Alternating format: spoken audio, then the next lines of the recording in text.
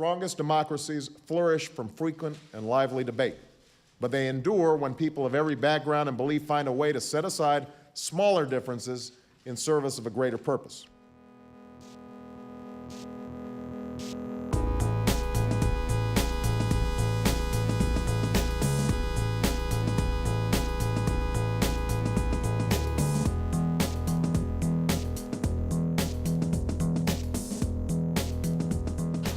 So here's where I live.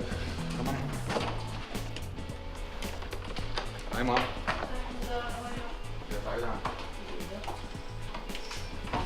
How are you doing? I'm doing good. I'm pretty excited. Today we're gonna teach some leadership skills to the younger kids at Soccer Without Borders. Oh, it's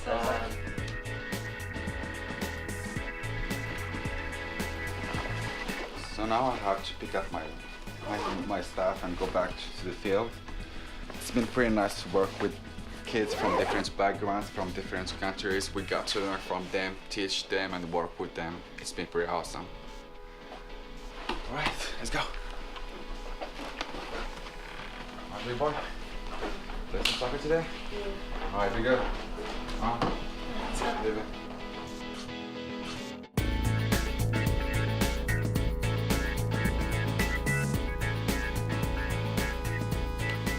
In a place like Oakland where so many different kinds of people are living together in the same city, the same place, it's really important that we have people who have an active understanding of what it means to respect diversity, to be tolerant of each other's differences. Whatever it is, they're going to have to get comfortable interacting with people that don't speak their language necessarily, that don't know about their background, that have certain assumptions about them. It's really a critical skill for them to be able to work in a group with whoever they're assigned to work with. Even the guy doesn't speak the same language as yours, you have to show him some respect. Well, strength and diversity means to me that we're trying to build a society in which people, no matter what their backgrounds, can not only get along, but they can be successful working together. There's all of these differences, and you let those differences kind of dictate how you interact. Or you can look at, there's all these similarities, and we're actually on the same team here, both metaphorically and literally. In fact, what we're trying to do with young people in soccer is to turn them into world citizens in their own communities through the diversity of their teams.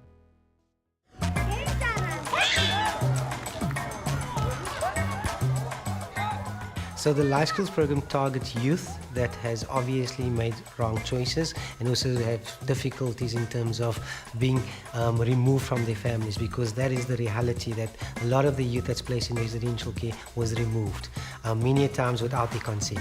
And I think, to be honest, as a South African growing up in a country, having experienced what it is to be separated or treated as if not part of a group, one gets left with negative feelings. But what works for me is that I've looked around and told myself, there's a lot to be learned from different race groups. In spite of our differences, there's also similarities. Soccer in South Africa was also a way for people to express their own humanity, right? Because they lived in a society in which black was inferior and white was superior, and a complete lack of human rights and civil rights for the majority of the population. And yet, when black athletes came onto the field and played soccer together, sometimes across ethnic, religious, and even racial lines, the possibility of an alternative to a segregated society were made real. What soccer teaches is that no matter what, once you're in a team with that person, you need to respect that person, you need to tolerate that person, and you need to get along with that person. We work in the colored areas, in the predominantly black areas, and also in areas in town where we have white children as well in children's homes. And these young people would generally not interact with each other. But now, because on a Wednesday afternoon there's a football match happening, they've all been drawn together. And you bring them together and you confront them directly with their differences, and you talk about it. What is amazing to me is that you don't have to do so much talking. Once they are involved in activities, those barriers, those boundaries go go away and they form one strong group. They don't differ anymore between is that a black or white or a colored person, and that happens very, very quickly, and I think that shows how powerful sport and those activities can be. It's very important for us, our country, to unite and people see that there's, even though in our differences, that we can achieve so much more. When I look back, in 1995, when we won the Rugby World Cup, it was amazing. And it brought South Africa close together.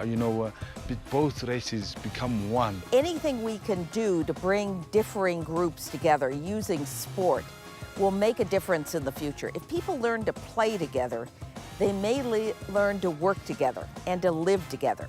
Similar to what's going to happen now when the World Cup starts in June, the country is going to be united. Color issue, for some strange reason, don't know why, but it just gets pushed back and people will dance and celebrate. Football has really played a massive role in terms of raising awareness, in terms of respecting each other. Since now we've got the World Cup, I think for us is the award, for what we achieved in a short period of time.